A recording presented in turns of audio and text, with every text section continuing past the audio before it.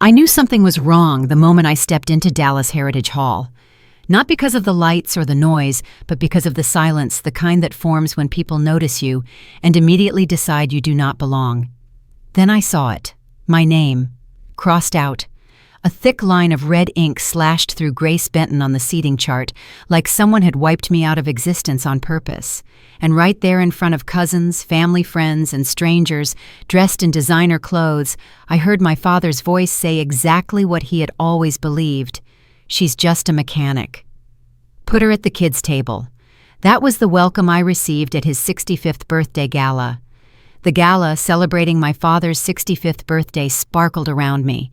Crystal chandeliers cast golden light across white linen tablecloths. The scent of expensive perfume mingled with the soft notes of a jazz quartet playing near the bar. Outside, luxury vehicles lined up along the curved driveway, their polished surfaces reflecting the warm glow of the venue.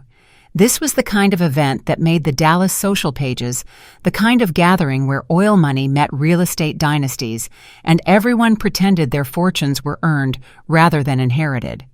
I had dressed simply for the occasion, a black jumpsuit and a light jacket, nothing flashy. I had learned long ago that showing up in anything too polished would invite comments about trying too hard, and showing up in anything too casual would confirm what they already believed about me. There was no winning with this family, so I had stopped trying to win. A voice cut through the ambient noise behind me.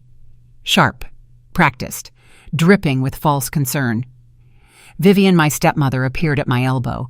Her emerald gown probably cost more than most people's monthly rent. She leaned close, her perfume overwhelming, and spoke just loud enough for the nearby guests to hear. "We did not want the smell of motor oil next to the $800 plates," she said. "You understand." I understood perfectly. I had been understanding for 12 years. My father materialized next to her, his silver hair perfectly styled, his custom suit impeccable. Harold Benton looked every inch the Texas patriarch he believed himself to be. He surveyed me with the same expression he might give a stray dog that had wandered onto his property. "Grace," he said, his voice carrying that patronizing tone I knew so well, "you are just a mechanic. Do not try to pretend you belong here. Go sit with the kids at the back table." Laughter rippled through the nearby guests. Some of them had known me since childhood. None of them spoke up. Avery appeared with her phone already recording. My cousin lived for moments like this, her TikTok followers hungry for glimpses of what she called old money Texas drama. The camera panned to my face as comments began scrolling across her screen. "Who is that? Why does she look so poor? Is she helping?" I did not cry. I had trained myself years ago to count my breaths when the humiliation came. 1, 2, 3. I buried the anger deep, the way I had learned to bury it in the garage when customers questioned whether a woman could actually fix their cars. 4, 5, 6. I remembered being 12 years old, forced to wipe mud off a guest's shoes at one of my father's fundraisers while everyone watched and laughed. The memories threatened to surface, but I pushed them back down. This was not the time. My father waved dismissively toward the rear of the ballroom. "Go on then, do not make a scene." I looked at him for a long moment. At the man who had never claimed me publicly, who had spent my entire life treating me like a mistake he could not quite erase. Then I looked at Vivian, whose lips curled in satisfaction. At Avery, still filming. At Hunter, my younger brother, who stood nearby with a smirk that said he was enjoying every second of this. I turned toward the door. "Where are you going?" My father called after me. "Do not cause problems." I paused but did not look back. "Nowhere. I am leaving so everyone can breathe easier." But in my mind, I was already calculating. They had no idea what they had just ignited. The night air hit my face as I stepped outside. A black SUV idled at the curb, its driver standing at attention. He opened the rear door as I approached and nodded respectfully. "Ms. Benton," he said. I slid into the meticulously crafted high-end interior and pulled out my phone. The screen glowed with a single app custom-built for situations exactly like this one. "Activate Orion Protocol." I said into the phone. A voice on the other end responded immediately. Confirmed. Cancel all Gala services, lock payment systems, revoke Benton family VIP access. All of it, I said. The call ended. I leaned back against the seat and watched the venue through the tinted window. Any moment now. Inside the ballroom, the lights flickered once, twice, then the entire sound system went dead. Through the glass doors, I could see servers stopping mid-stride, looking confused. The kitchen doors burst open as the head chef stormed out, gesturing wildly. The credit card machine at the bar displayed a single word over and over: declined. My father's face went from confusion to panic in the span of 30 seconds. He grabbed his phone, barking orders at someone, but nothing was working. The investors he had been courting all evening began checking their own phones, frowns deepening. The SUV's door opened. My driver had returned holding an envelope. "Should I deliver this now, Ms. Benton?" I nodded. I watched him walk calmly through the chaos, past the confused servers and the increasingly agitated guests. He approached my father, directly handed him the envelope, and walked away without a word. Harold tore it open. I could not hear what he said, but I could read his lips well enough. His face went white, then red, then a shade of purple I had never seen before. Inside the envelope was a single card. "Ms. Grace Benton, owner of Orion Luxury Motors, wishes you a lovely dinner." Vivian snatched the card from his hands. Her mouth fell open. Around them, the investors who had been promised returns on non-existent oil projects began murmuring among themselves. Someone said the name Orion Motors. Someone else pulled up something on their phone. My father's phone began to ring. He answered, listened for 3 seconds, then ended the call and immediately dialed again. His hands were shaking. By the time my SUV pulled away from the curb, I had 43 missed calls from him, then 50, then 67. I smiled in the darkness of the car. "The dinner has just begun," I said to no one. This was not the first time he had crossed my name off a list, but it would be the last. The phone kept ringing. Harold Benton's name flashed across my screen over and over, each missed call a small victory I allowed myself to savor. I silenced it and turned to look out the window of the SUV as we glided through the Dallas night. The city lights stretched into long ribbons of gold and white, reflecting off glass towers and empty streets. Something about the way they blurred against the darkness pulled me backward in time. My father had not just erased my name from a seating chart tonight. He had erased me from the family long before this gala was ever planned. I closed my eyes and let the memories come. The Benton Ranch sprawled across 1,200 acres of prime Texas land. Rolling hills, championship horses, cattle that had been bred for generations. The locals called us royalty, and my father had done nothing to discourage that perception. Every 4th of July, he opened the property for a massive barbecue. Every Christmas, the ranch house glowed with enough lights to be seen from the highway. The Benton name meant something in our corner of the world, and Harold never let anyone forget it. I was the wrong kind of Benton from the very beginning. While my younger brother Hunter learned to ride horses and wave at potential investors from the back of a pickup truck, I spent my time underneath vehicles. I loved the smell of motor oil, the satisfying click of a bolt tightening perfectly, the way an engine would roar back to life after I figured out what was wrong with it. I understood machines in a way I never understood people. Machines were honest. They broke for reasons you could identify and fix. People were not so straightforward. My father hated everything about my interests. He would find me in the garage, grease on my hands and knees, and his face would twist with disgust. "Benton daughters do not destroy their appearance like this," he would say. "You need to act like a lady." What he meant was that I needed to act like something he could show off at parties, a quiet, polished accessory to the family name. Instead, I was a girl who could rebuild a carburetor faster than most of his ranch hands. I was 12 the first time I truly understood what I was to him. A fundraiser on the ranch, important guests from Houston and Austin, men with oil money and political connections. I had been told to stay out of sight, but I wandered into the garage area where the guests had parked their expensive vehicles. My father found me there examining the engine of a vintage Mustang. He grabbed my arm and pulled me toward a man in an expensive suit whose shoes were caked with mud from walking across the property. "Clean his shoes," my father said. I looked up at him confused. The guest laughed uncomfortably. "Just a little job for the help," my father explained, winking at the man. "She is used to it." I knelt in the dirt and wiped the mud from a stranger's shoes while everyone watched. My hands were shaking, not from cold, but from a searing, immediate shame that felt too large for my young body. That moment was not about the mud or the shoes. It was the chilling realization that my father viewed me as a tool to underscore his superiority, a joke he could tell to gain favor. The tears I held back that day were bitter, forging a hard, cold core inside me that the next 12 years would temper into steel. I learned then that my value was zero, a lesson that ironically became the fuel for everything I built. By 17, I had developed a plan. A technical school in Dallas offered a program in automotive engineering. It was not prestigious by Benton standards, but it was exactly what I wanted. I applied for a partial scholarship and spent weeks preparing my application essay about the intersection of mechanical design and emerging technology. I showed my father the acceptance letter with trembling hands, hoping that maybe he would see how hard I had worked. He read it once, then he tore it in half.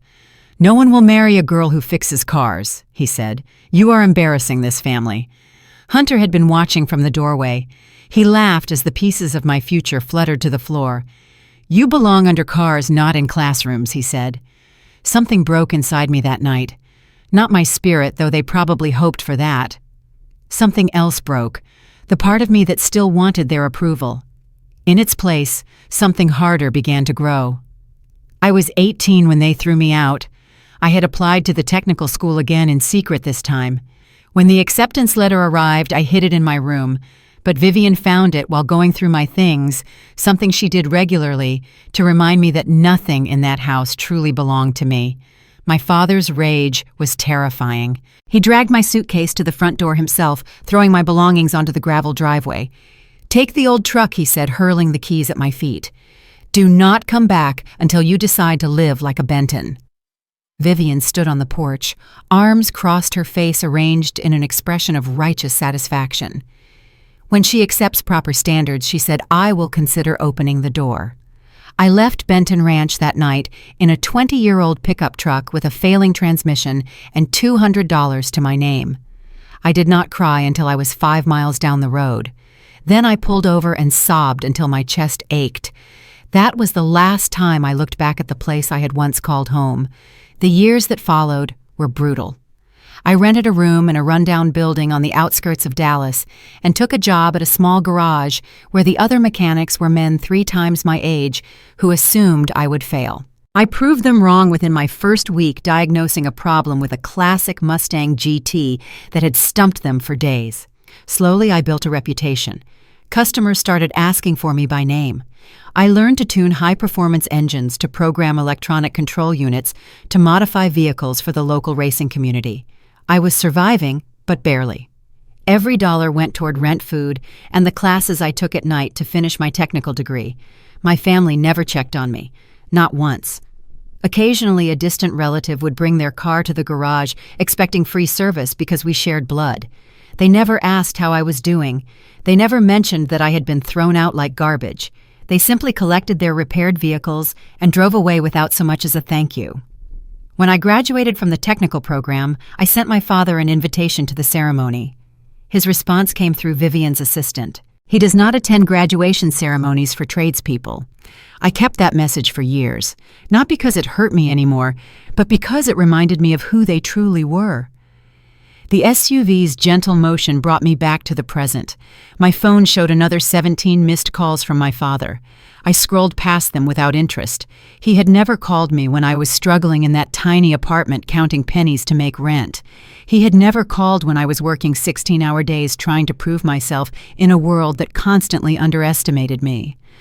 But now, 30 minutes after his perfect gala had collapsed around him, he suddenly needed me. "You think I am still that mechanic?" I whispered to the phone. "You have no idea what I became while you were not watching." The SUV driver glanced at me in the rearview mirror. "Where to, Ms. Benton?" "Take the scenic route," I said. "I want to enjoy the night air." A text message appeared on my phone from my assistant at Orion. "Protocol A complete. Awaiting instructions for Protocol B." I typed my response. Stand by." Then I leaned my head against the cool glass and watched Dallas slide by outside the window. Tomorrow would bring the next phase. But tonight, I allowed myself to remember everything they had done to me, every slight, every dismissal, every moment they had made me feel worthless. They thought they knew who I was. They had no idea. The Dallas highway stretched out before us, its lights cutting through the darkness like promises waiting to be kept. I touched the Orion Motors logo on my keychain, running my thumb over its smooth surface. Such a small thing to represent everything I had built. They called me just a mechanic. But it was that garage, that grease-stained life they mocked, that had taught me how to survive. And eventually, how to thrive. After I left the Benton Ranch, I found work at a place called Martinez Auto in Fort Worth. It was a cramped shop with 3 bays owned by an aging mechanic named Eddie Martinez, who had forgotten more about engines than most people would ever learn. His other 2 employees were skeptical of a young woman joining their crew. "Girls cannot fix cars," one of them said on my first day. "You will probably screw in the bolts wrong." I did not argue with him. Instead, I asked Eddie if I could look at a Mustang GT that had been giving them trouble for 3 days. 40 minutes later, I had diagnosed a faulty crankshaft position sensor, replaced it, and had the engine purring like it was brand new. Eddie nodded slowly. He never questioned my abilities again. I spent 2 years at Martinez Auto, learning everything I could. I worked on high-performance engines for the local racing community. I taught myself how to program electronic control units and optimize fuel injection systems. Customers started requesting me specifically. I was the best mechanic in the shop, and everyone knew it. But I wanted more than maintenance and repairs. I wanted to create. That opportunity came through a startup called StarTorque Electric. They were a small company trying to convert gas vehicles into high-performance electric machines. Their concept was revolutionary, but their execution was flawed. They offered me a position as a technician at a salary that barely covered my rent. I took it anyway. For 2 years, I slept on the floor of the workshop more nights than I could count. I studied their designs until 3 in the morning, teaching myself the engineering principles they assumed I did not understand. I watched their engineers struggle with software problems and hardware failures, taking mental notes on what they were doing wrong. One night, their entire system crashed. A critical error in the powertrain management software had corrupted the prototype's main computer. The engineers spent 4 days trying to fix it before admitting defeat. I asked if I could try. They laughed at first. Then they got desperate enough to let me attempt what they considered impossible. I fixed it in 18 hours. Not just patched it, but completely rebuilt the logic architecture from scratch. When the CEO tested the prototype the next morning, he stared at me like he was seeing me for the first time. "Who taught you to code like that?" he asked. "YouTube," I said, "and a lot of late nights." He promoted me to Chief Technology Officer within a month. It was a fancy title for a company that only employed 12 people, but it gave me access to everything: the designs, the patents, the investor pitches. I rebuilt their prototype from the ground up. I called the project GR1, my initials encoded into the vehicle that would eventually become the Orion X1. The car could accelerate from 0 to 60 in under 3 seconds. Its electric motor was quieter than anything else on the market. Its interior featured hand-stitched Italian fabric and trim, and an AI system I had programmed myself. Then the CEO made a terrible mistake. He had been gambling with company funds for months, and when the investors discovered the discrepancy in the books, StarTorque Electric began its rapid collapse. Creditors circled, employees quit. The prototype sat unfinished in a warehouse, while lawyers argued over who owned what. The board offered to sell me the entire company for a fraction of its potential value. They thought they were dumping worthless scraps onto someone too naive to know better. I emptied my savings account. I sold the old truck my father had thrown at me like garbage. I borrowed money from a small investment fund run by a woman who had once seen me work on her Mercedes and believed I was capable of extraordinary things. 3 weeks later, I owned everything: the patents, the prototypes, the designs I had created during all those sleepless nights. I renamed the company Orion Luxury Motors. The next 5 years were a blur of 18-hour days and impossible deadlines. I hired the best engineers I could find and paid them well enough that they stopped asking questions about who was really in charge. I kept my name out of the press releases, out of the Forbes articles, out of everything. The public face of Orion was a carefully constructed corporate entity. Behind it, I pulled every string. The Orion X1 launched to immediate critical acclaim. Automotive journalists called it the future of luxury transportation. Celebrities and tech executives placed orders months in advance. Our revenue quadrupled in the first year and continued climbing. By year 3, Orion Luxury Motors was valued at over $3 billion. By year 5, we had contracts with private collectors, entertainment moguls, and even preliminary agreements with defense contractors interested in our silent engine technology. The world knew Orion as a mysterious success story.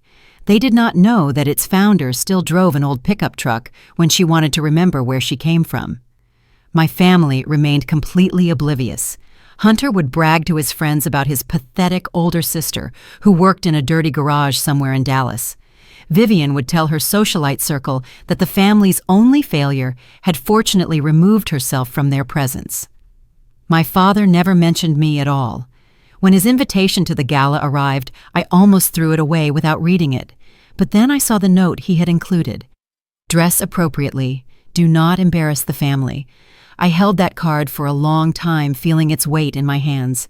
12 years of silence. 12 years of pretending I did not exist. And now he wanted me to show up and behave. Something cold and certain settled in my chest. I would attend, but not to make peace.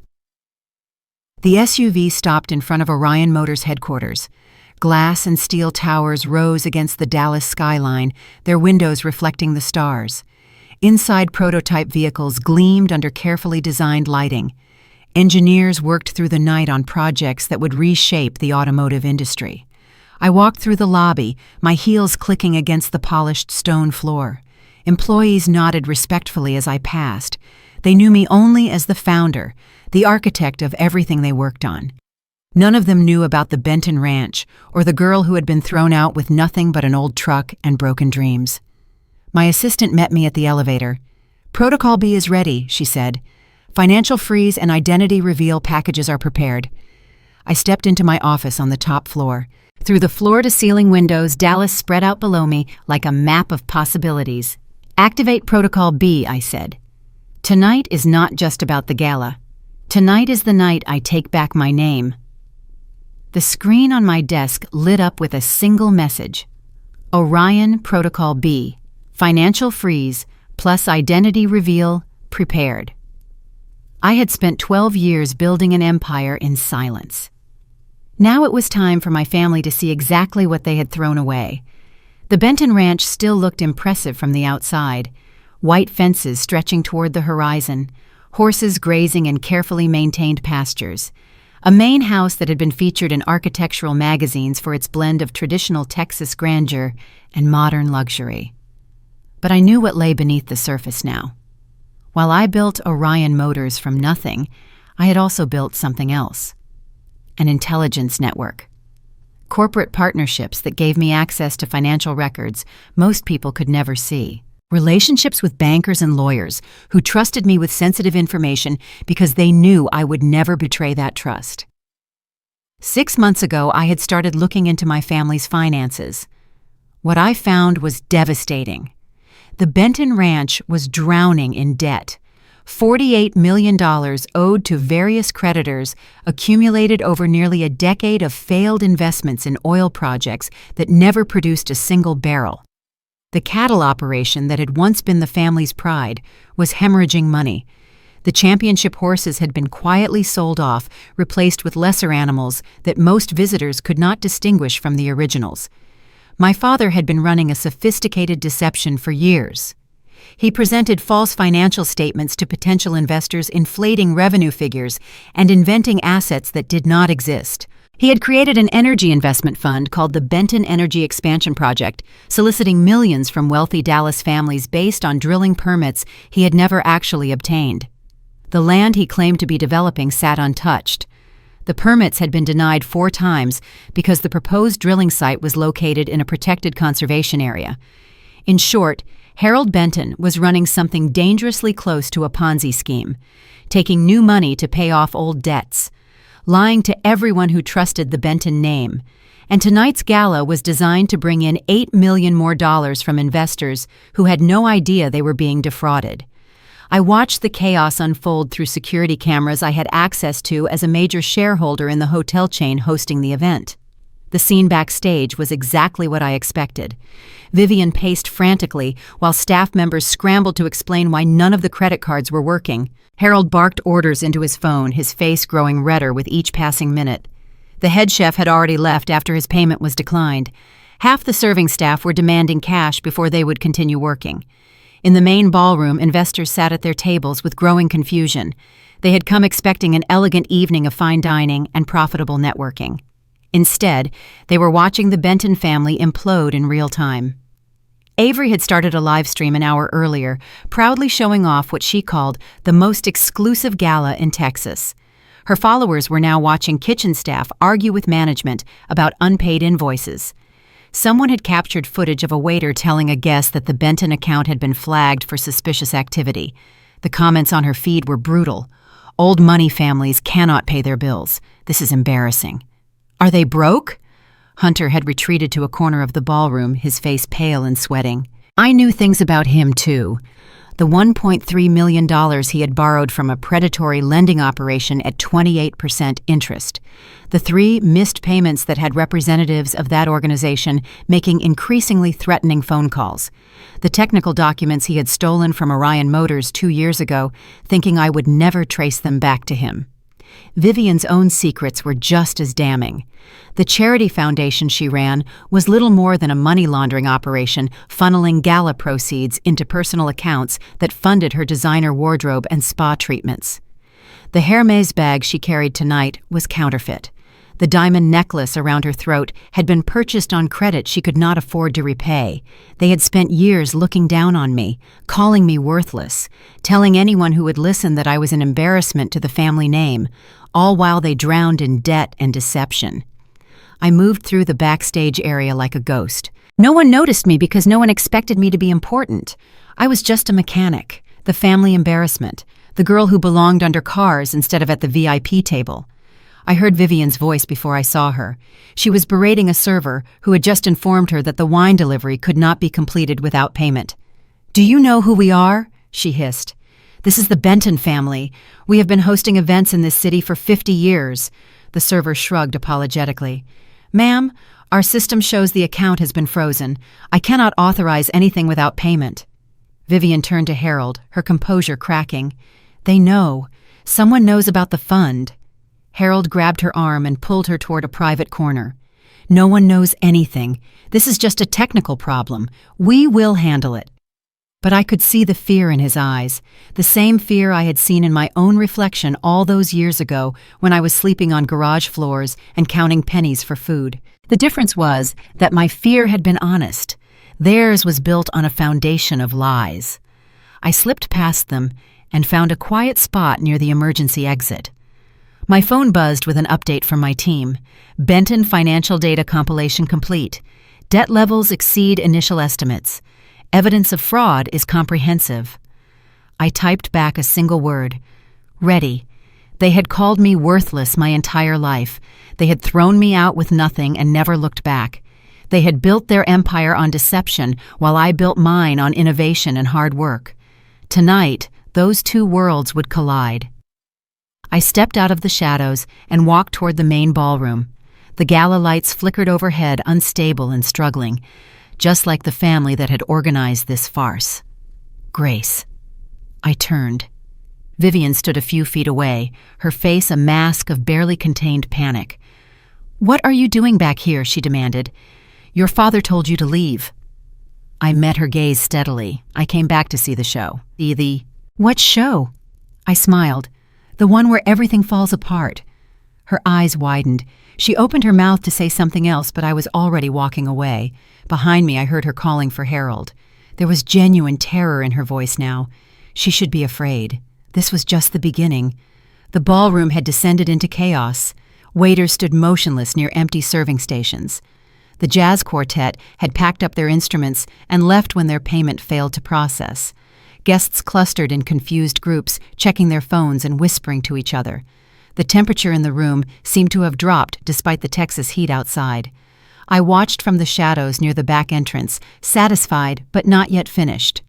Protocol A had accomplished its immediate goals. Every service connected to the gala had been disrupted.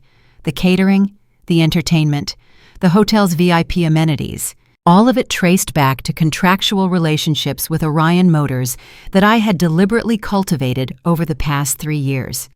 When I became a major investor in the Lone Star Grand Hotel chain, I made sure our agreements included provisions for emergency service suspension. The legal language was buried in dozens of pages of corporate contracts that most people never bothered to read. But I had written those clauses myself, knowing that someday they might prove useful. That day had arrived. My driver delivered the envelope exactly as instructed. I watched my father tear it open with shaking hands, watched his expression shift from confusion to disbelief to something approaching horror. The business card inside was simple. My name, my title, the Orion Motors logo. For the first time in his life, Harold Benton was looking at proof that his worthless daughter had become something he could not control. But Protocol A was only the beginning. I retreated to my SUV and opened my laptop. The screen displayed a dashboard of information that would have made most corporate intelligence teams envious. Bank records, credit reports, property assessments, email archives, all of it legally obtained through my business relationships and investment partnerships. I dialed my assistant at Orion headquarters. "Move to Protocol B," I said. "Execute the financial freeze." Her response was immediate. "Initiating now." Protocol B attacked on 3 fronts simultaneously. First, I revoked all service agreements between Orion Motors and Benton Industries. My company had been providing luxury vehicle maintenance for the Benton fleet as part of a larger corporate partnership. That partnership ended at 9:47 p.m. Second, I triggered a fraud alert through my contacts at First Texas Bank. The evidence I provided showed irregularities in the Benton Energy Expansion Fund that any competent investigator would recognize as criminal. The bank's compliance department responded by freezing the fund's operating accounts pending review. Third, I canceled every VIP privilege the Benton family had accumulated through their association with businesses I controlled or influenced. Their preferred parking lanes at 3 different hotels, their complimentary suite access at the Lone Star Grand, their courtesy memberships at 2 country clubs that relied on Orion Motors for fleet vehicles. In the span of 30 minutes, I dismantled the infrastructure of convenience that had allowed my family to present themselves as Texas royalty. Inside the ballroom, the consequences arrived in waves. A server approached Harold with a tablet displaying a message. I could not hear what was said, but I saw my father's face go white. Then he pulled out his phone and began making frantic calls that no one was answering. Vivian attempted to calm the guests with assurances that everything was fine, just a minor technical difficulty.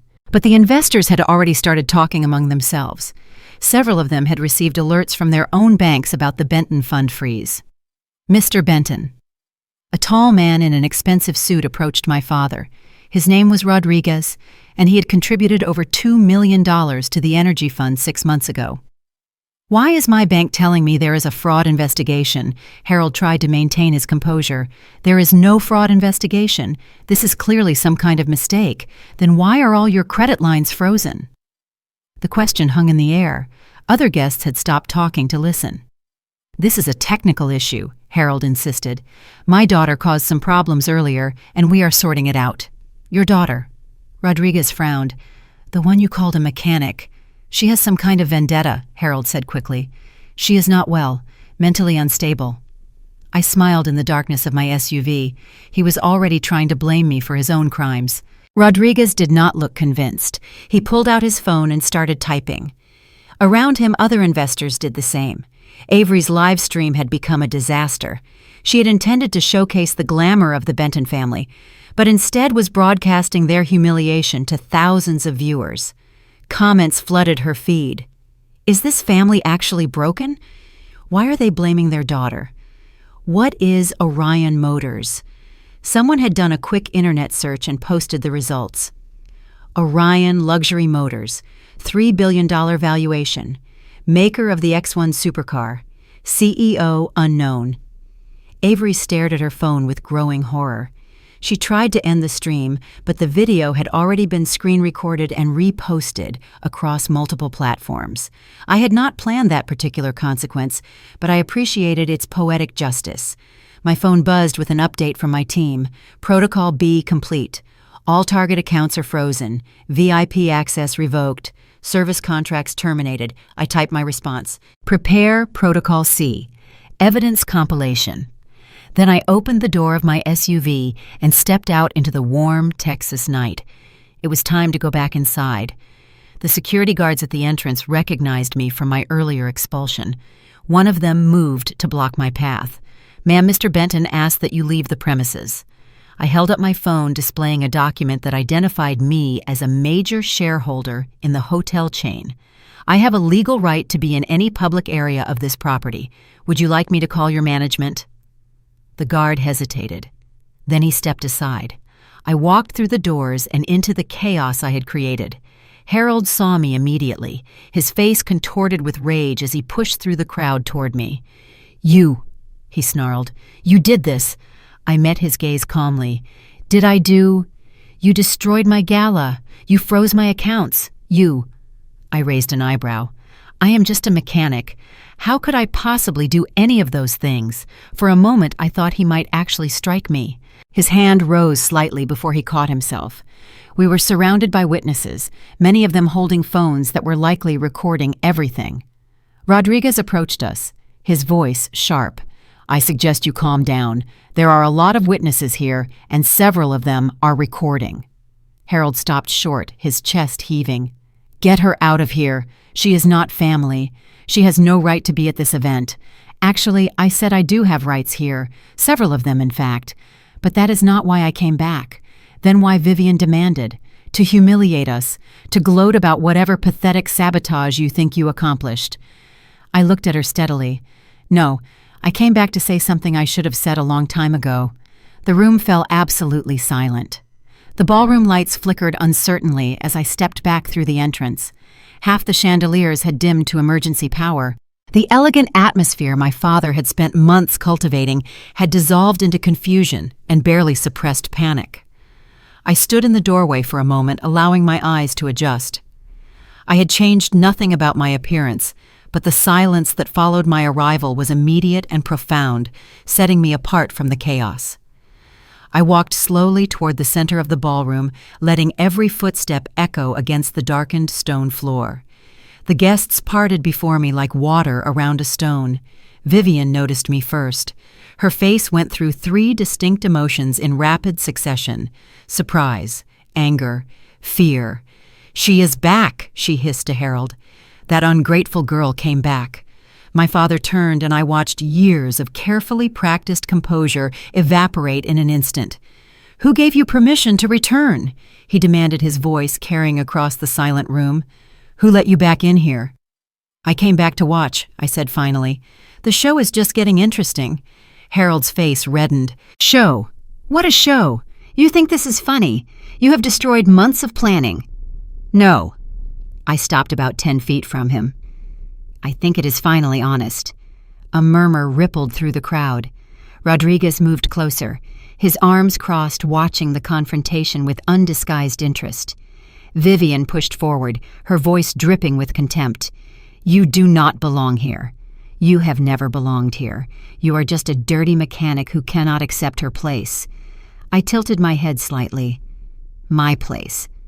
What exactly is my place, Vivian? Certainly not among respectable people." She gestured at my simple black jumpsuit with obvious disdain.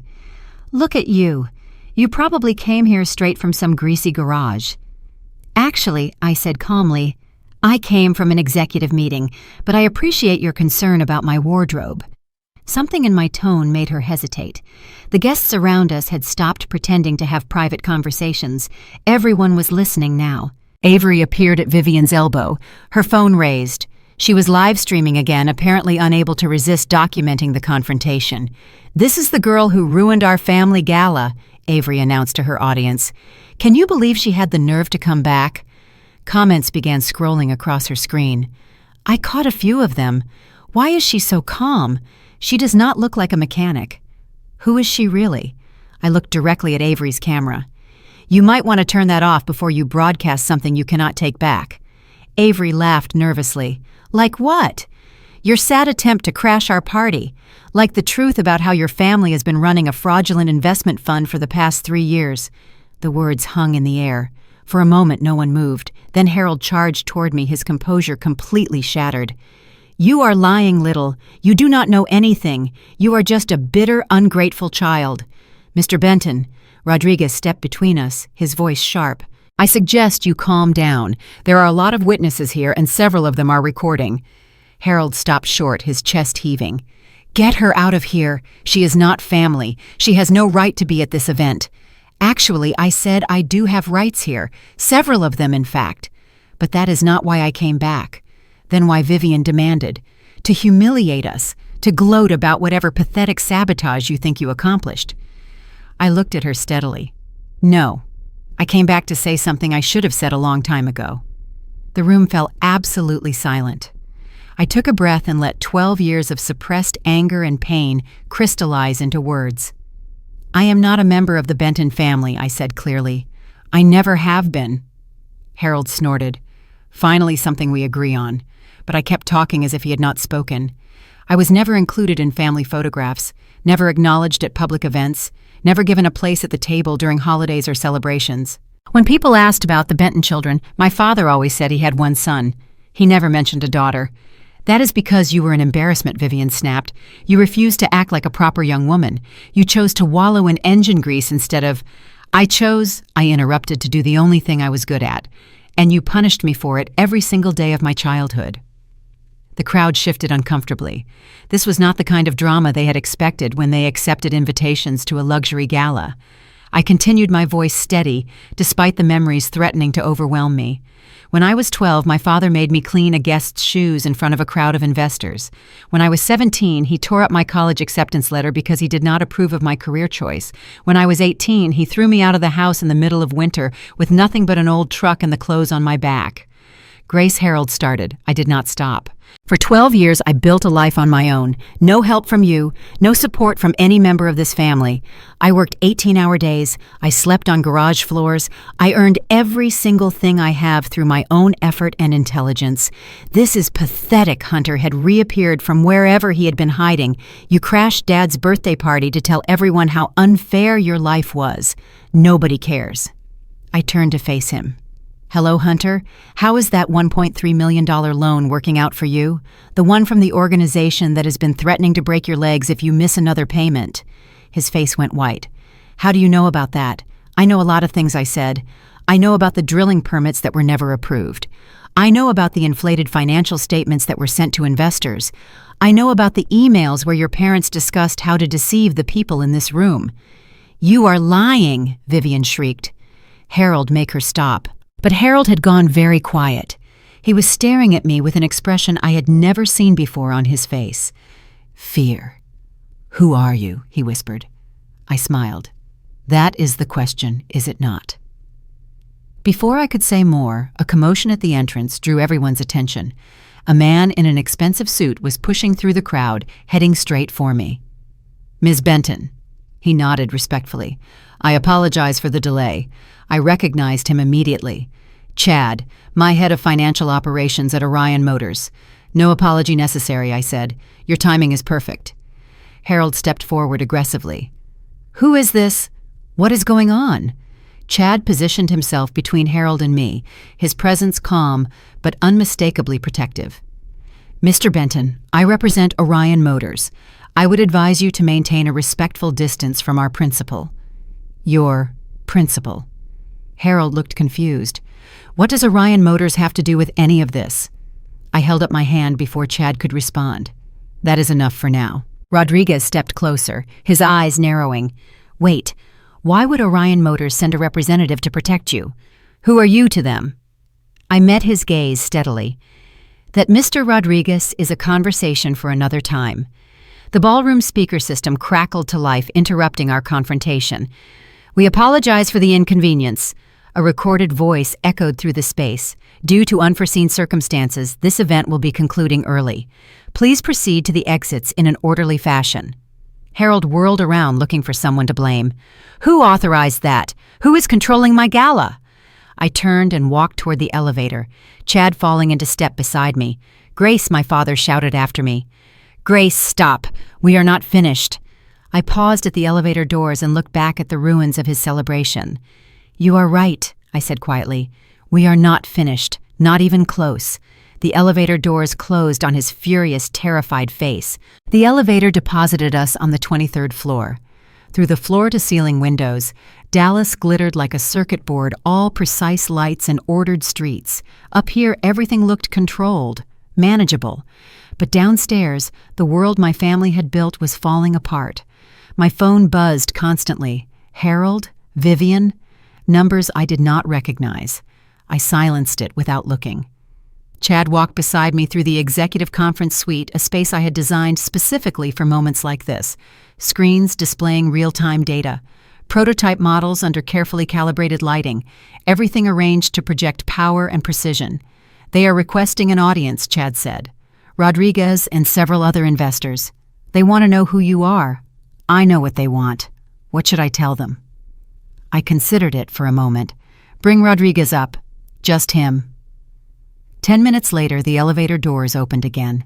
Rodriguez stepped out, his expression a mixture of curiosity and calculation. He had made his fortune in commercial real estate, and men like him did not become wealthy by missing obvious opportunities. Thank you for joining me, I said. He looked around the conference suite, taking in the Orion, branding the prototype displays, the obvious expense of every surface.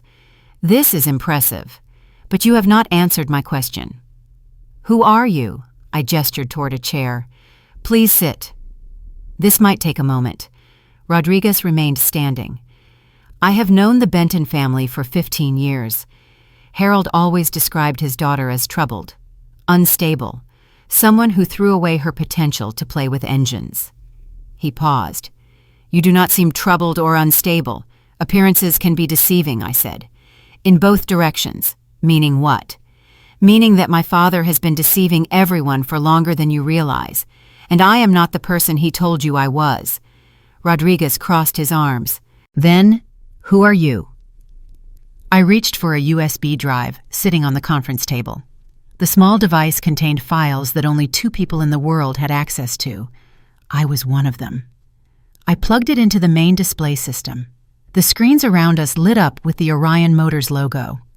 What you are about to see, I said, is confidential. It is also the truth. The first video showed a workshop from 5 years ago. A young woman with grease-stained hands stood before a whiteboard covered in engineering diagrams.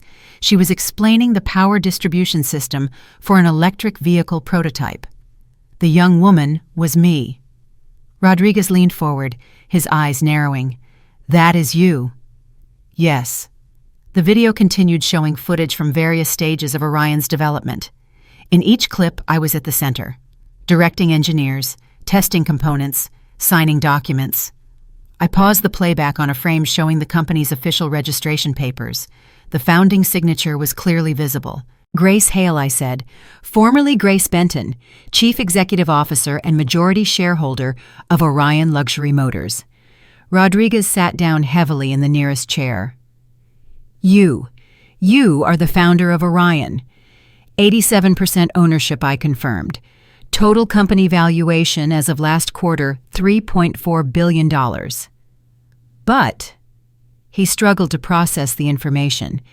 Harold said you were working in some garage somewhere, that you were barely getting by. I smiled slightly. Harold says a lot of things that are not true. The door to the conference suite burst open. Harold, Vivian, and Hunter tumbled through, followed by 2 hotel security guards who were clearly uncertain about whether they should intervene. Grace Harold shouted, "What is the meaning of this? What lies have you been telling?" Rodriguez stood blocking their path. "Mr. Benton, I suggest you calm down. Do not tell me what to do on my own."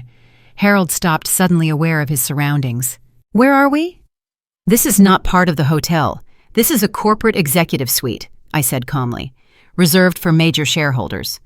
Which I am. Harold stared at me, then at the screen still displaying Orion's founding documents, then back at me. No, he said slowly. No. That is impossible. You are just a mechanic. You cannot possibly. I stood smoothing my jacket. Let me explain something, Harold. I called you by your first name deliberately, watching him flinch at the disrespect. When you threw me out of the ranch 12 years ago, you thought you were discarding someone worthless. What you actually did was release me from the only thing holding me back. This is ridiculous, Vivian interjected. You expect us to believe that you somehow became a billionaire without anyone noticing. I did not become a billionaire for you to notice, I said. I became one for myself. The fact that you were completely oblivious is just proof of how little attention you ever paid to me. Hunter tried to regain some composure. Even if this is true, so what? You have money. Congratulations. That does not change what you are doing tonight. You are sabotaging our family out of petty revenge. I walked toward him slowly, watching him shrink back, despite trying to appear confident. Petty revenge, I repeated. Is that what you think this is? I stopped a few feet away. Do you want to know what I think, Hunter? I think that 12 years ago, you watched your father throw your sister out into the cold, and you laughed about it. I think you have spent every day since then enjoying privileges that were built on fraud and deception. And I think that when you stole technical documents from my company 2 years ago, you assumed I would never find out. His face went gray. I do not know what you are talking about. I turned back to Rodriguez. The evidence I mentioned earlier about the fraudulent investment fund. I have compiled comprehensive documentation, bank records, emails, financial statements that prove intentional misrepresentation. Rodriguez nodded slowly. I want to see everything. Harold stepped forward desperately. Grace, wait, whatever you think you know, we can discuss this. As a family. I looked at him, the man who had never acknowledged me in public, who had made me clean strangers' shoes for his amusement, who had torn up my acceptance letter and thrown me away like garbage. You are not my family, I said quietly. You never were. Then I turned to the screens and pulled up a new set of documents. Let me show you what the Benton family really looks like when you examine their finances. The next hour was devastating. I walked Rodriguez through every piece of evidence.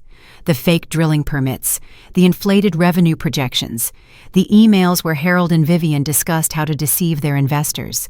The loan documents show Hunter's debt to dangerous creditors, the charity fund that had been used to launder Gala proceeds. By the end, Harold had collapsed into a chair, his face buried in his hands. Vivian was weeping openly. Hunter stood motionless, staring at the screens as if hoping they might spontaneously combust. Rodriguez made 3 phone calls during my presentation. By the time I finished, he had already contacted his attorney and 2 other major investors. I want my money back, he said to Harold, all of it, and if I do not get it, I will be filing charges. You cannot. Harold started. I can and I will.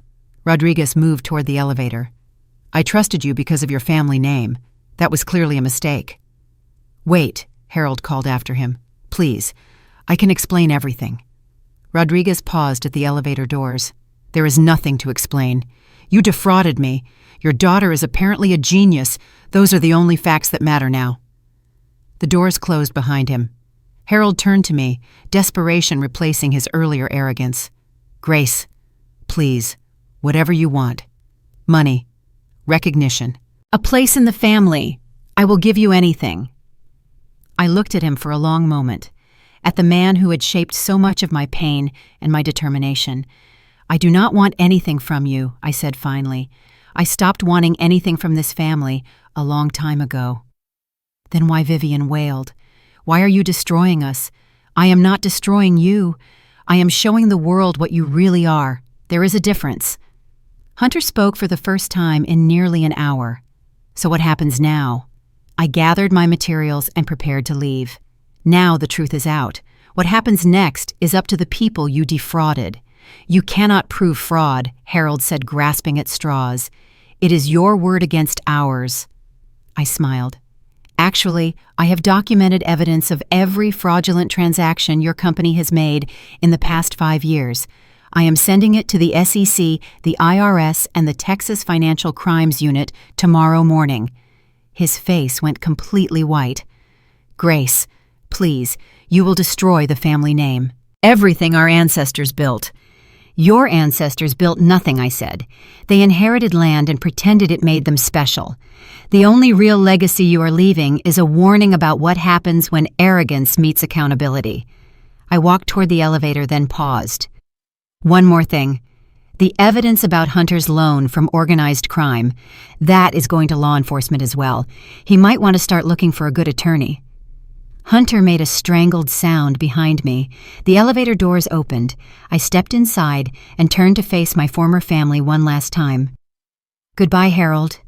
Goodbye, Vivian. I hope you find some way to make peace with what you have done, but I suspect the next few years are going to be very difficult for all of you. The doors closed on their devastated faces. The elevator descended toward the lobby, but I pressed the button for the 19th floor instead. The private conference suite there had been prepared for this exact moment. Rodriguez insisted on following me.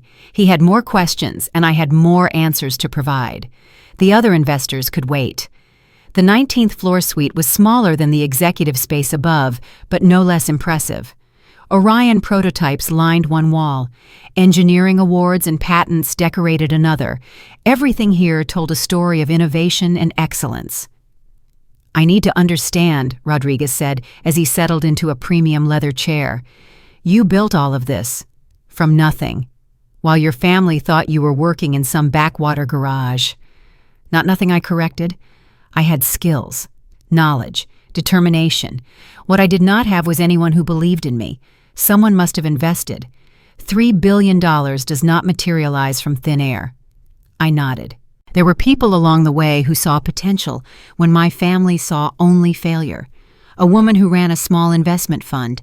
An engineer who recognized my designs were years ahead of the competition. But the initial capital came from selling everything I had, including the old truck my father threw at me when he expelled me from the ranch. Rodriguez shook his head slowly. Harold always said you were bitter, damaged, that you could not handle the responsibilities of being a Benton. Being a Benton meant being complicit in fraud, I said. I chose a different path. The elevator chimed and Chad stepped out. Behind him came Harold, Vivian, and Hunter, escorted by hotel security, who had clearly been instructed to bring them whether they wanted to come or not. What is this? Harold demanded. You cannot hold us here. No one is holding you, I said. But I thought you might want to see the rest of the presentation before you make any decisions about your next steps. What presentation? Vivian asked, her voice trembling. I gestured toward the display screens, the full story of how your mechanic daughter became one of the most successful automotive executives in the country. The screens came alive with video footage and documents. I had spent months compiling this record, knowing that someday it might be needed. The first segment showed my early days at Martinez Auto, grainy security camera footage of a young woman working under a vintage Mustang while older men watched skeptically. Then the same woman emerged, wiping her hands as the engine roared to life. That was my first week, I said. They did not think I could do it. The footage continued. My time at StarTorque Electric. The sleepless nights. The breakthrough that saved the company. The moment I was promoted to Chief Technology Officer.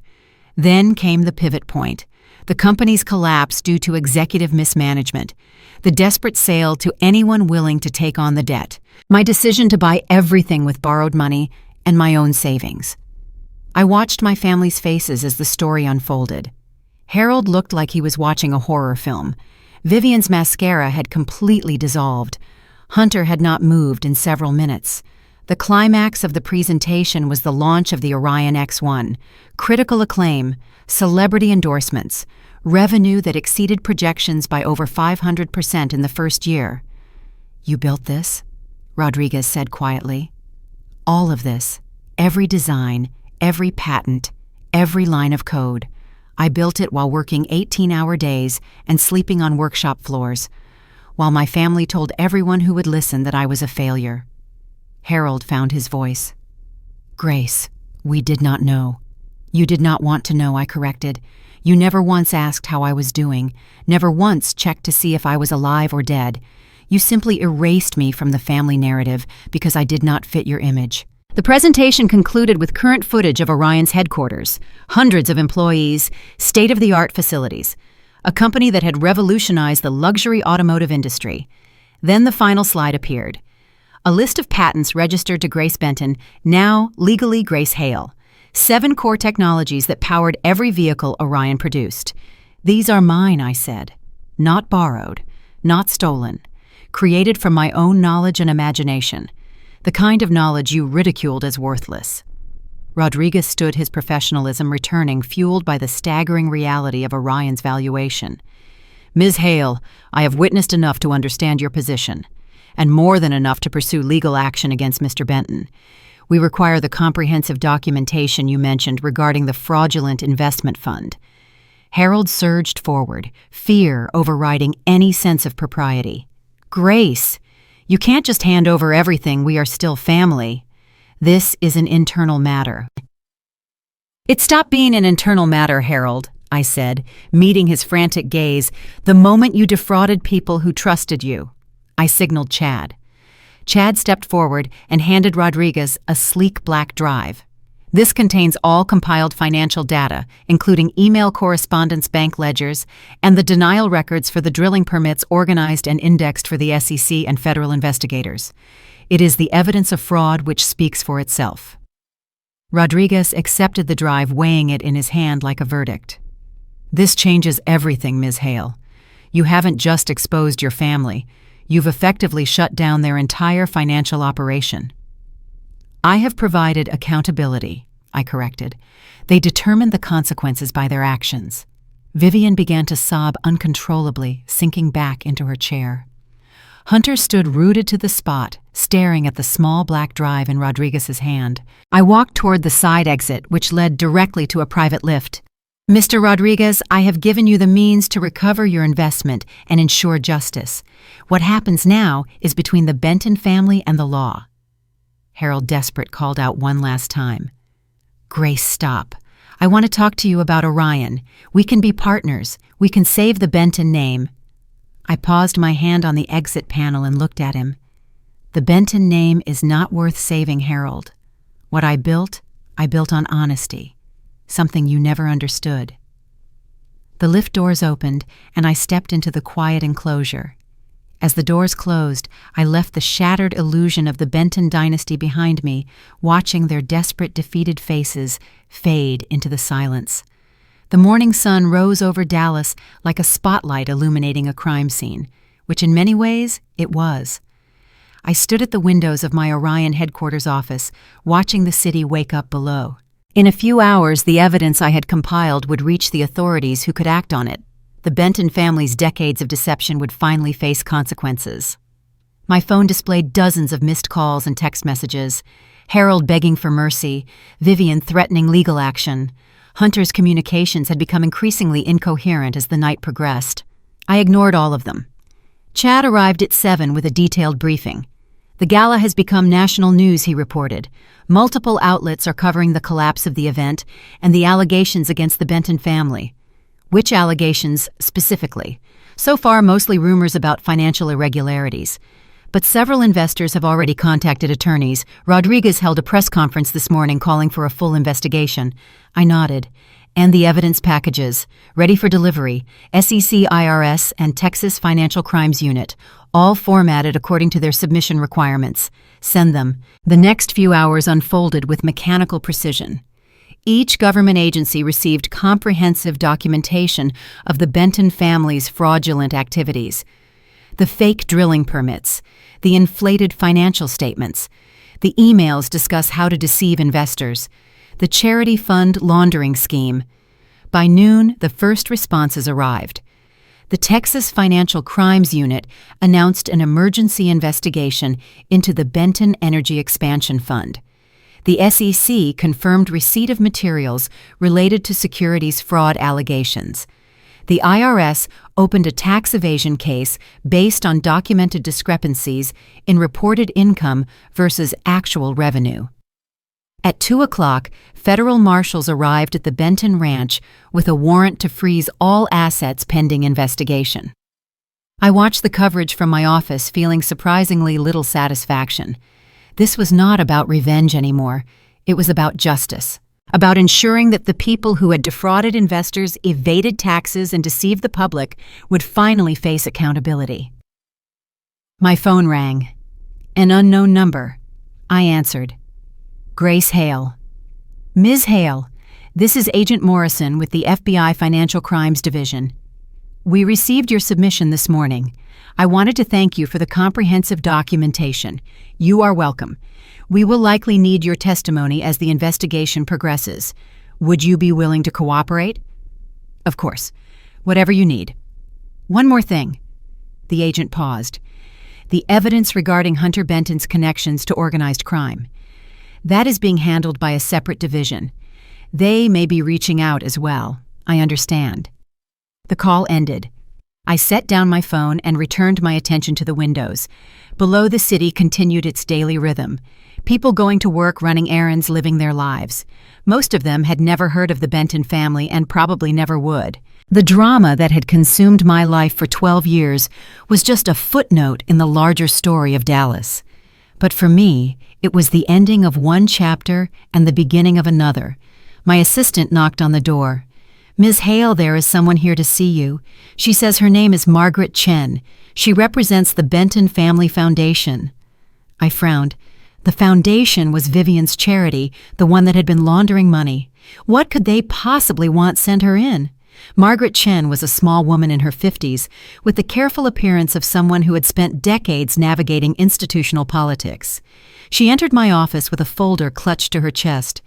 Ms. Hale, thank you for seeing me. What can I do for you, Ms. Chen? She took a deep breath. I have worked for the Benton Foundation for 8 years. I believed we were doing good work, helping underprivileged children, supporting local schools, the usual charitable activities, and I recently discovered that much of what I believed was false. She opened her folder. The records I have access to show significant discrepancies. Money that was supposed to go to programs was diverted elsewhere. Donations that never reached their intended recipients. I studied her carefully. Why are you telling me this? Because I saw the news this morning, and I realized that you might be able to do something with this information. She pushed the folder toward me. These are the records I have, internal documents that show where the money really went. I opened the folder and scanned the first few pages. The documentation was damning. Vivian had been skimming from her own charity for years, redirecting funds to personal accounts, hidden behind layers of corporate shells. Why did you not go to the authorities yourself? Margaret looked down. I was afraid. The Bentons have powerful connections. I have a family, children. She met my eyes. But after what I saw last night, I realized that some things are more important than personal safety. I closed the folder. Thank you, Ms. Chen. This will be very helpful.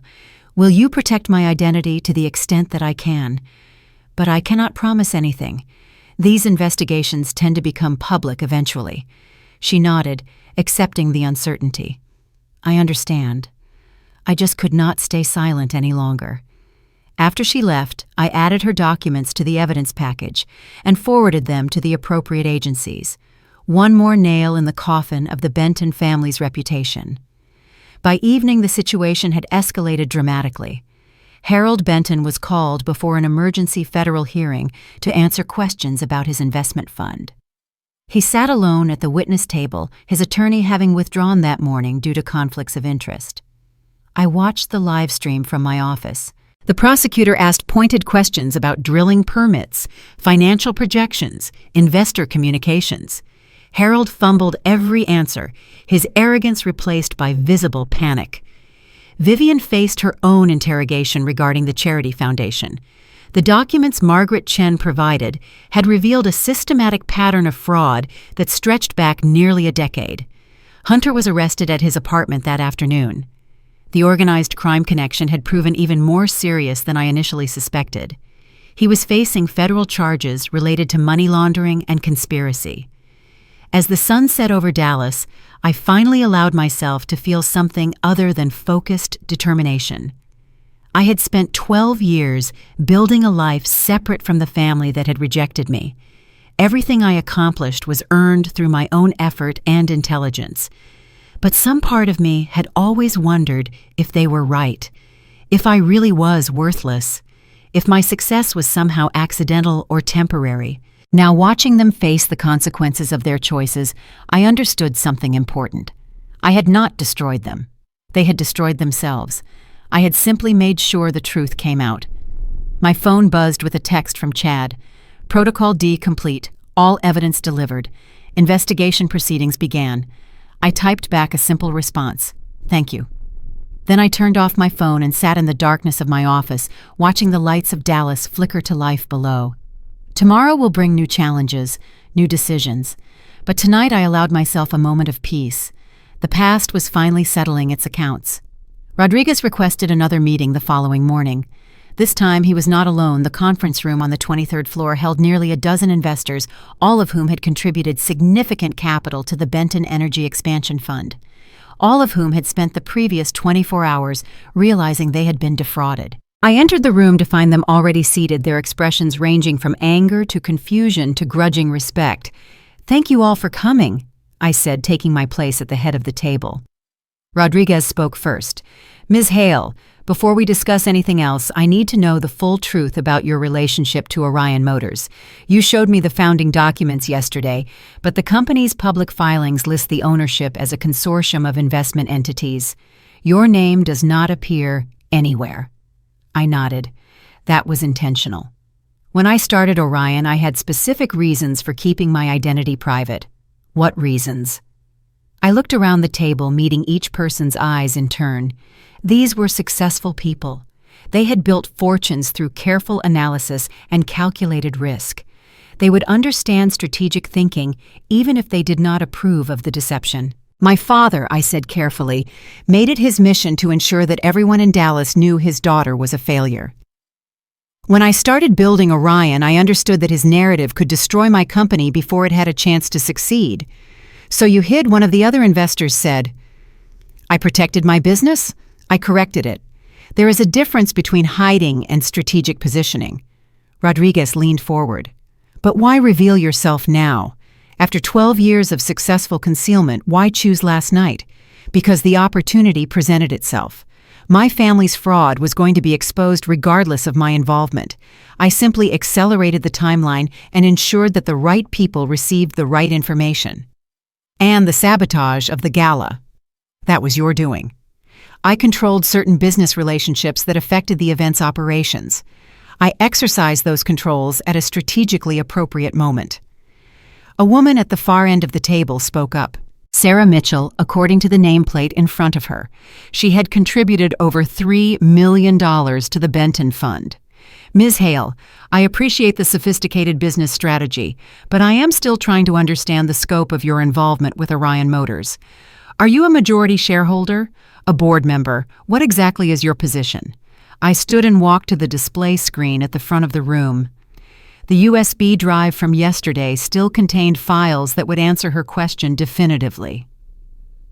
"I am the founder of Orion Luxury Motors," I said, pulling up the first document.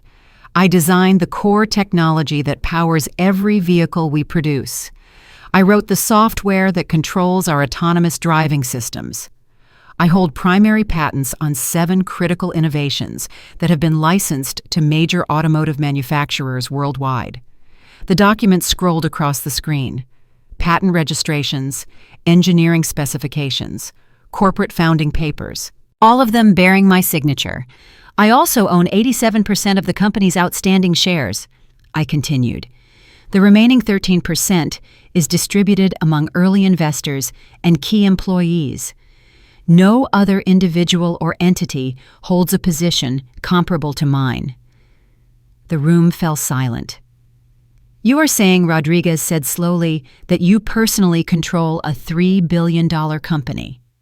"Yes.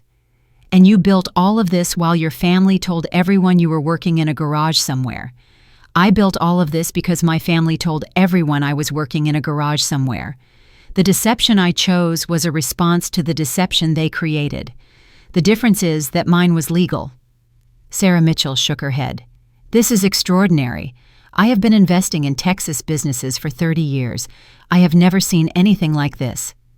I returned to my seat. "What I have shown you is the truth about who I am and what I have accomplished. The question now is what happens next. Rodriguez nodded. The Benton situation is going to become a significant legal proceeding. Several of us are considering civil action to recover our investments. Your testimony could be valuable. I am willing to cooperate with any legal proceedings that seek justice for the people who were defrauded, I said. I will not participate in anything designed purely for punitive purposes. Meaning that I am not interested in destroying my former family beyond what is necessary to address their crimes. I want accountability, not annihilation. The investors exchanged glances. This was not the kind of revenge they had expected from someone who had been publicly humiliated and privately abused for years. Sarah Mitchell spoke again. Ms. Hale, I am curious about something. You clearly had the resources to expose your family at any time during the past several years. Why wait until now? I considered the question carefully. For a long time, I believed that the best revenge was living well, building something meaningful, proving through my actions that their assessment of me was wrong. And something changed. Yes, I saw them preparing to defraud another generation of investors. People who trusted the Benton name the same way you did. I could not stand by and watch that happen. So this was about protecting others, Rodriguez said. Not about settling personal scores. Both I admitted. I will not pretend that exposing my family was not personally satisfying. But if that had been my only motivation, I could have done this years ago, and in a much more destructive manner. The meeting continued for another hour. I answered questions about my technology, my business strategy, and my plans for Orion's future. By the end, several of the investors had expressed interest in potential partnerships. Rodriguez lingered after the others left. One more question, he said. Yes. Your father. When you looked at him last night, watched him realize who you really are. What did you feel I thought about his devastated face? The crumbling of everything he believed about himself and his family, the moment when he finally understood what he had thrown away. Sadness, I said finally, not for what happened to him, for what could have been, for the relationship we might have had if he had been capable of seeing me as a person instead of an embarrassment. Rodriguez nodded slowly. That is more grace than most people would offer in your position. I smiled slightly at the unintentional wordplay. It is who I chose to be. 3 days after the gala, the legal machinery had fully engaged. I watched the proceedings from my office, declining requests for media interviews and public statements. This was no longer my story to tell. The authorities had taken over, and the Benton family was facing consequences that no amount of family influence could deflect. Harold's emergency hearing extended into a second and then a third day. The evidence I had provided formed the foundation of the prosecution's case, but investigators had uncovered additional fraud that even I had not discovered.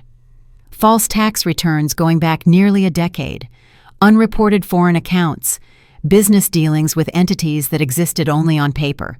The federal prosecutor called it one of the most comprehensive financial fraud schemes she had encountered in 20 years of practice. Vivian's charity foundation was dissolved by court order. The documents Margaret Chen provided had exposed systematic misappropriation of funds that totaled nearly $4 million over 8 years.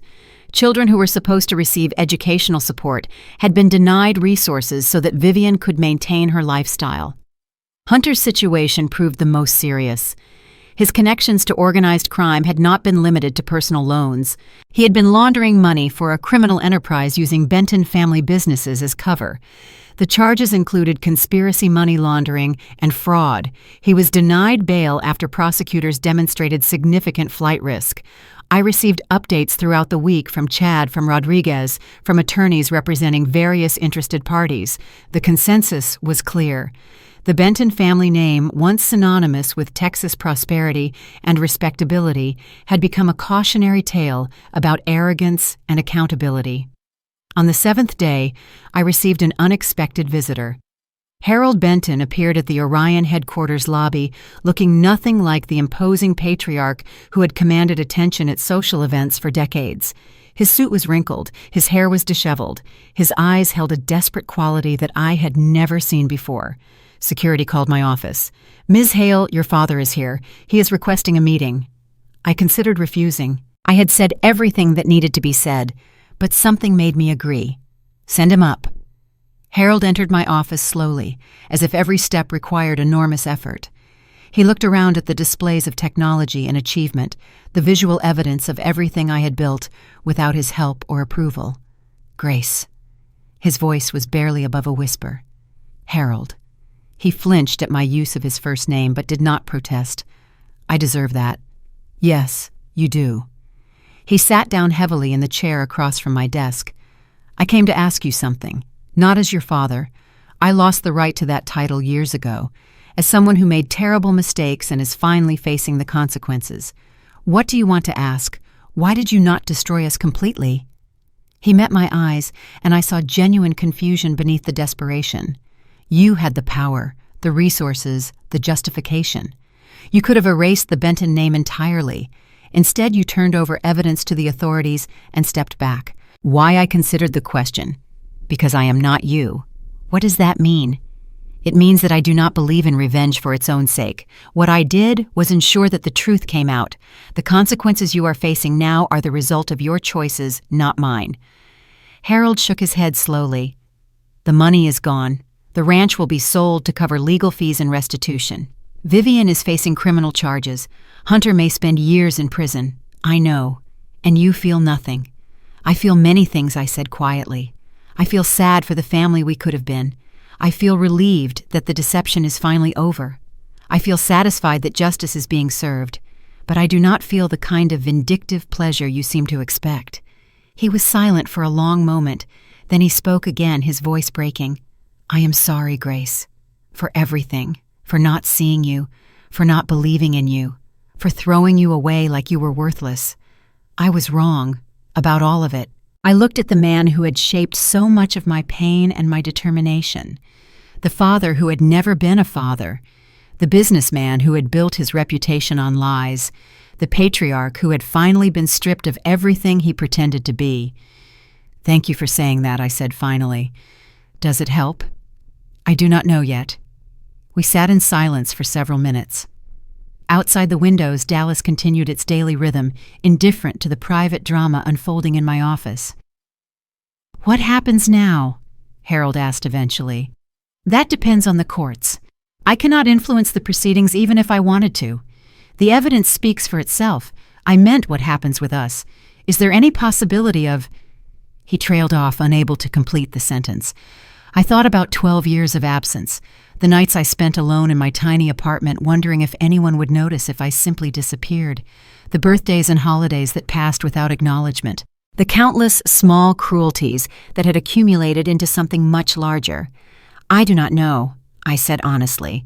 The damage is extensive. It may be beyond repair. Harold nodded, accepting my answer. I understand. He rose slowly from his chair. For what it is worth, I am proud of you. Not because of the money or the success, because you survived what we did to you and became someone remarkable. I watched him walk toward the door, diminished and defeated, but somehow more human than I had ever seen him. Harold. He paused. The formal legal proceedings will take months, probably years. If you want to have real conversations during that time, conversations without lawyers or expectations, I would be willing to consider it. He turned back, surprise evident on his face. Really? No promises, no guarantees, just a willingness to talk. He nodded slowly. I would like that. Then we will see. The door closed behind him. I sat alone in my office processing the conversation.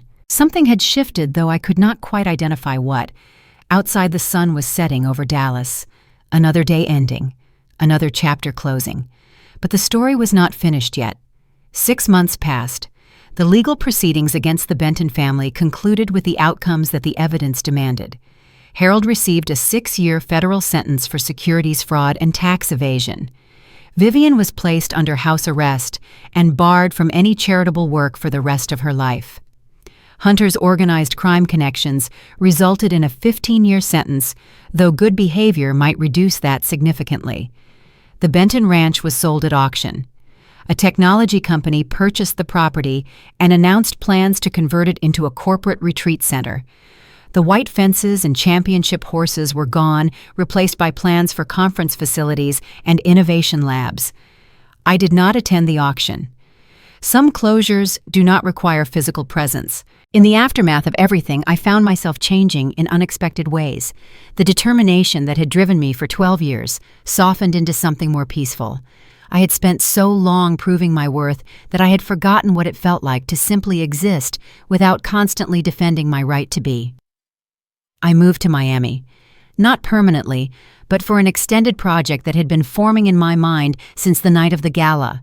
Something that would give meaning to everything I had experienced and everything I had built. The Grace Hale Technical Academy opened 6 months after the legal proceedings concluded.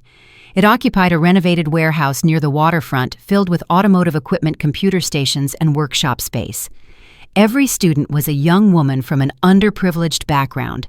Every curriculum was designed to provide real-world skills in engineering, technology, and entrepreneurship. On the wall of the main workshop, I hung a photograph of my old pickup truck, the one Harold had thrown at me like garbage, the one that had carried me away from the ranch and toward everything I would eventually become. Students asked about the picture sometimes. That was where I started, I would tell them. Everything else grew from there. The academy grew quickly. Graduates found positions at automotive companies, technology firms, engineering consultancies. Several started their own businesses using skills they had learned in our programs. The success stories multiplied. I received a letter from Harold 3 months into my time in Miami. It was written by hand on prison stationery, simple and direct. Grace, I think about you every day. Not the successful businesswoman who testified against me, but the little girl who used to hide in the garage because she felt safer with engines than with people. I should have protected that girl. Instead, I tried to destroy her. That is my greatest shame. I do not expect forgiveness. I do not deserve it. But I want you to know that watching you become who you are taught me something about what really matters. Strength is not about controlling others. It is about building something meaningful despite the obstacles. I hope you find peace, real peace, the kind that does not require anyone else's approval. Your father, I read the letter several times. The anger I expected to feel did not arrive. Instead, there was only a quiet sadness for the relationship we had never had and never would. I wrote back a brief response acknowledging his words without offering absolution. Some wounds heal slowly, some never heal completely, but the absence of healing does not require the presence of hatred. A year after the Gala, I returned to Dallas for a press conference. Orion Motors was announcing a new initiative, a scholarship program for students from the Grace Hale Technical Academy who demonstrated exceptional promise.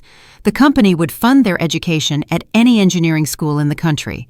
Reporters asked questions about my journey, my family, my motivations. I answered honestly, but briefly. The story had been told. What mattered now was the future. After the press conference, I walked alone through downtown Dallas. The city had changed since my childhood grown taller and more cosmopolitan, but the Texas sky remained the same endless blue that I remembered from the ranch. I thought about all the versions of myself that had existed over the years. The frightened girl hiding in garages, the determined young woman sleeping on workshop floors, the anonymous founder building an empire in secret. The daughter is finally facing her family with the truth. All of them had led to this moment. Standing in sunlight, free from the need for anyone's validation. A notification buzzed on my phone, a message from one of my academy students. Ms. Hale, I got accepted to MIT, full scholarship.